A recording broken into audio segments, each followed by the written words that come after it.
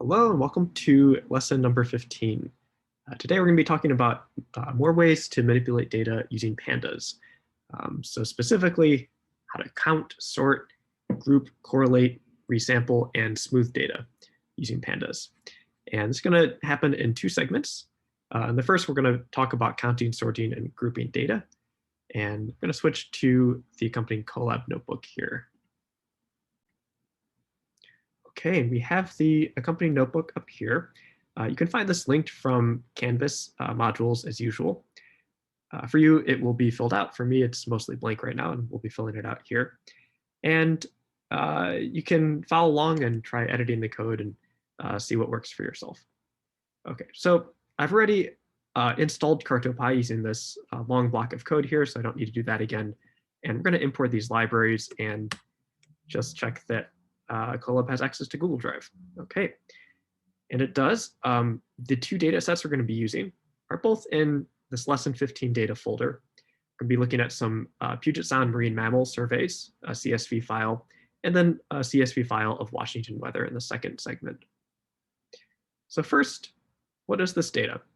Well, it's a data set I found on OBIS, specifically marine mammal aerial surveys, so surveys taken from a plane over the Puget Sound in 2013, over just a few days. And this was an effort supported by the Navy, and it was done to sort of monitor the marine mammals around naval installations in the Puget Sound area. They flew over almost 6,000 kilometers of ground tracks, so it was quite an extensive survey, and they found 779 marine mammals. These are harbor porpoises, one of the mammals that, one of the animals that we're going to be looking at in this data set. So I've loaded the CSV. Here's that file path. You can change that to your own using by finding the file path in the folder section over here. And we can see that CSV at the end. I've read it. I parsed the dates here, this event date column as dates, and then specified that the index column should be the record numbers. And we'll see what that looks like in just a second. So let's load this and let's actually display the data over here. I've called it MM data for marine mammal data. So what are we working with? Well, we have this tabular data, the spreadsheet. We have record numbers, individual count, which is for each entry, how many mammals, marine mammals they saw in that entry. Here's the date and time of that entry, the latitude and longitude of where they saw the marine mammals. And then we have information on the scientific name, kingdom, phylum, class, order, family, genus, and taxon, rank, and then this vernacular name. So this is sort of the common name of what they found, and then some remarks over here. Okay, so a bunch of columns. And the first thing we're going to learn is how to use the function value counts to count unique rows in a Pandas series or data frame. And you can think of this like creating a histogram. Here's the API reference for the value counts function. And let's start by counting the number of rows for each animal using that vernacular name column. So say data, column vernacular name. And we're going to say just value counts. So a lot of these Pandas functions, as you'll see, they're stacking one function on top of the object here. In this case, it's a column, so this is a single Pandas series. And let's display that. Work without that, but it looks nicer with it. And you see here that these are the number of entries for each animal that was seen. So harbor seals, the most common, 675 entries for harbor seals. Okay, and over here, let's do the same thing except for a different column. So I'm going to copy and paste that. And let's say individual count here. So again, this is the number of animals that they saw with each entry. And you can see that the most common situation was that each entry recorded just one animal. But there is one row over here where they saw 150 animals and recorded that as one entry, probably 150 of the same animal. Okay, so that's value counts. Another useful function that you should know for assignment 4 is sort values. And here it takes one argument, that being the column label. You can also choose to modify the object in place by setting the in place argument to true. And that means that instead of creating a new copy of the data frame and having to reassign that to a variable, it changes it in place in the same variable. Here's the API reference if you need it. So let's try sorting data by date. Right, and we'll say sort values, column name, event date, which is the date column. And this is sort of our option one, where we're creating a new copy, and we have to reassign that to a variable. We're going to reassign that to the same variable. So say data equals that. Okay. And another way to do this would be to do data, same thing, sort values by the same column, but this time saying in place equals true. Okay. And this is sort of our option two. Modify it in place. And we're going to display this this sorted data. Let's it actually sorts the entire data frame using this column, but let's just display that one column event date to see what happened. Okay, and here we go. It starts on August 30th. It ends on September 4th. You can see in the original data, it was not sorted. Here's one of September 1st, and then goes back to August 30th. So now it's sorted. And you can also see that the index, which is those record numbers, those are sorted too. Starts at 1, goes to 798, whereas in the original version, it started at 335, and it was kind of a jumble here. So we've sorted the entire data frame using the values in a single column. Okay, so that's pretty useful. The next thing we're going to cover for the rest of this segment is the group by paradigm. It's specifically, we refer to this as the split, apply, combine method. And by that, we're referring to a process involving these three steps. First, you split the data into groups based on some column name or some criteria.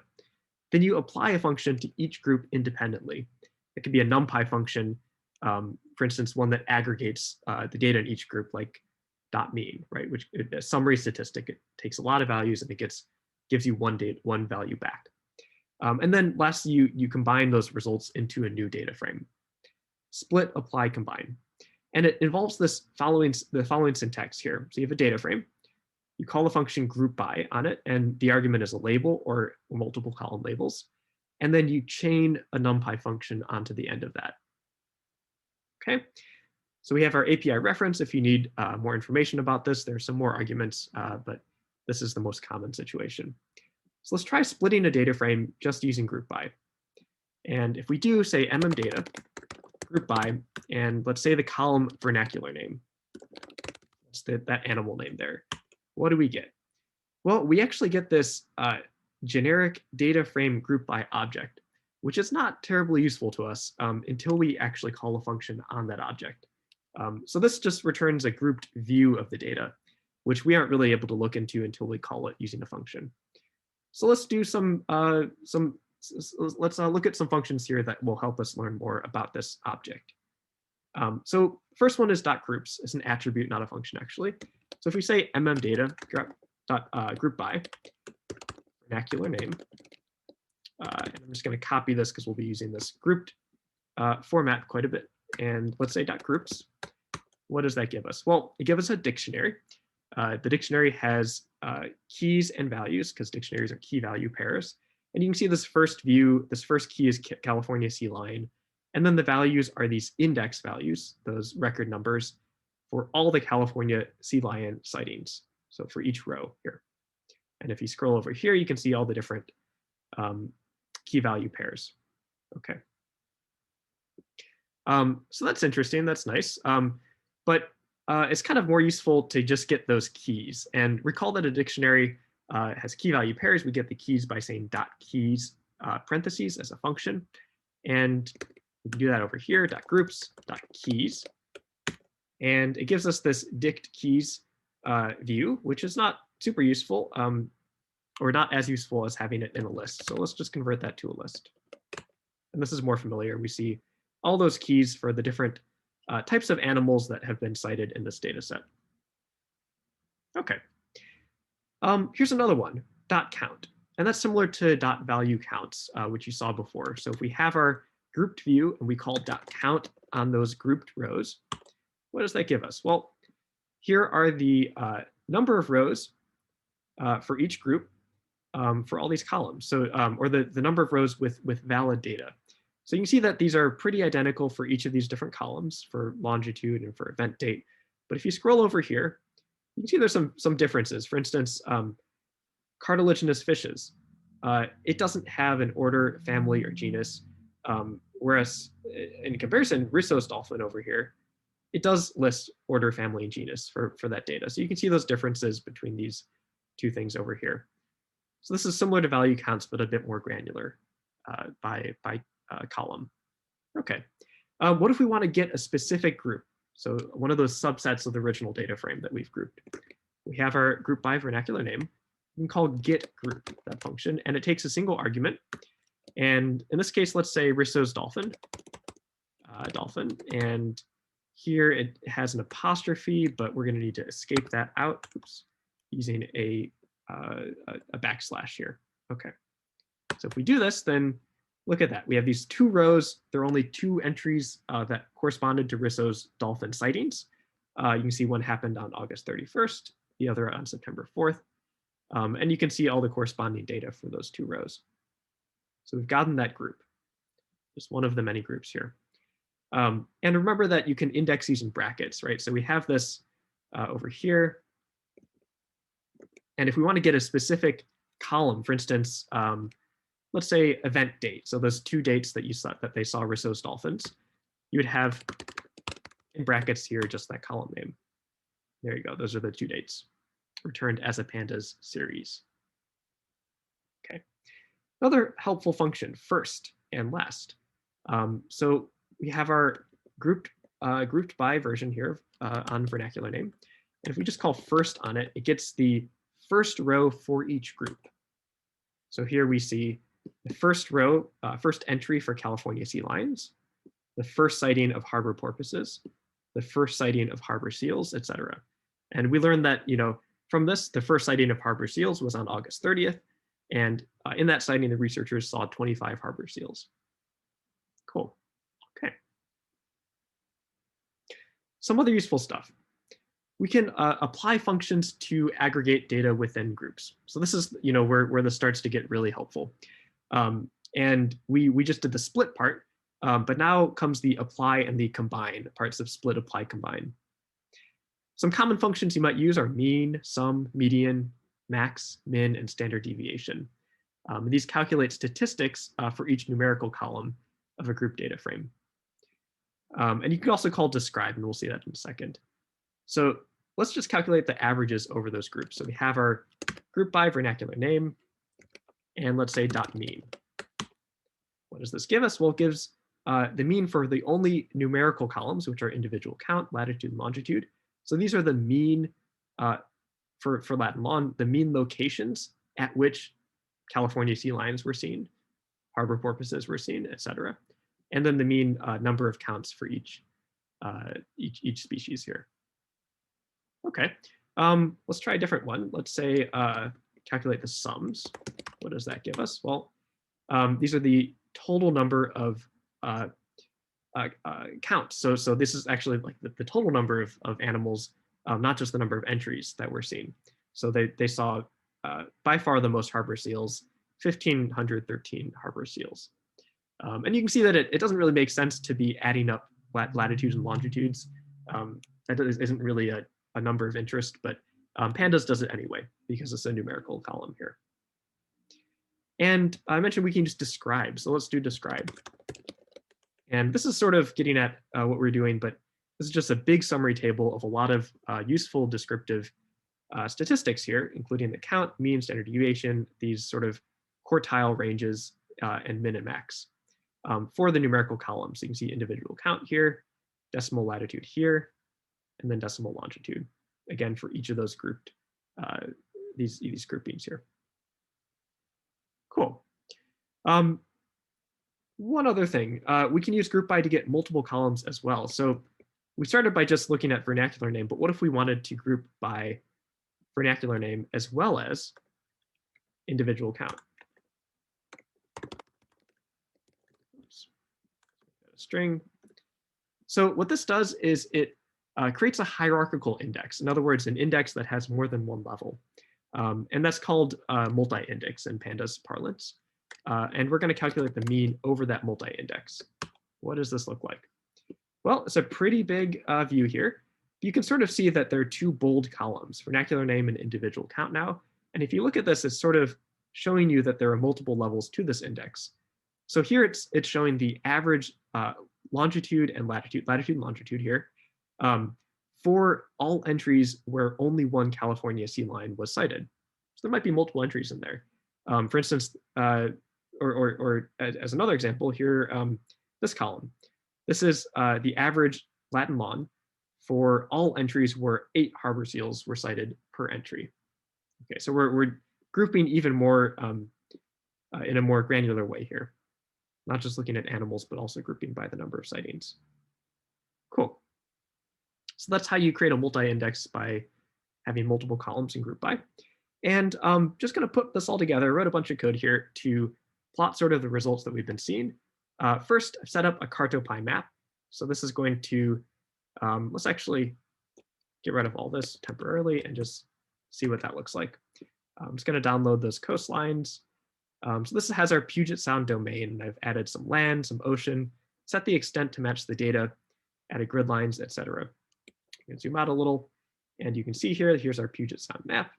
Nice and pretty, looks pretty familiar. And then I'm going to group the data by animal name. So that's, again, by vernacular name here. So here's that grouped view. I'm actually saving it as an intermediate variable that I can call. And I'm going to loop through each animal group. So for animal, in what we saw before, that list version of the groups, of that group data, and the keys of those groups. Okay, so this is just giving us one animal name, then the next, California sea lion, then harbor porpoise, etc. And for each animal, I'm taking that group view, calculating a summary statistic like sum, and then getting the individual count column or different column here, and then doing .loc to get the specific row corresponding to that animal group. So there's a lot of indexing going on here, right? But this is all stuff we've seen before. And just pulling those out into separate variables that I can use, the total number of sightings for that animal, the average longitude and latitude at which that animal was seen, and then the standard deviation in lon and lat for all those sightings for each animal. I'm going to plot those on the map, use these standard deviations to give you some error bars to show sort of the range of where those animals were seen. So I'm using scatter plots to add the lon and lat with a size corresponding to this total count, the number of sightings. This little scaling factor to modify that. And then these error bars corresponding to the standard deviations. And then just having a legend here. So what does this look like? Here we go. Okay. So each animal is a different color. You can see here that the size corresponds to the number of sightings. We saw that harbor seal had a lot more sightings, so it's a larger S argument, a larger size here. And then these sort of crosses here, these are the standard deviation bars in longitude and latitude. You can see that, for instance, Risso's dolphin, well, they were very clearly right over here in the sound and didn't have a wide longitudinal range, but did vary in latitude. Cartilaginous fishes, I think there's just one entry, so there's no standard deviation. It's a single sighting here. In gray here, though, porpoises ranged over this entire area, and they're clearly, all over the Puget Sound in this marine mammal database here. Same with harbor seals, for instance. Okay, so this is just sort of a summary view of what we saw using group by, and see you back in the next segment where we're going to be talking about some more pandas functions.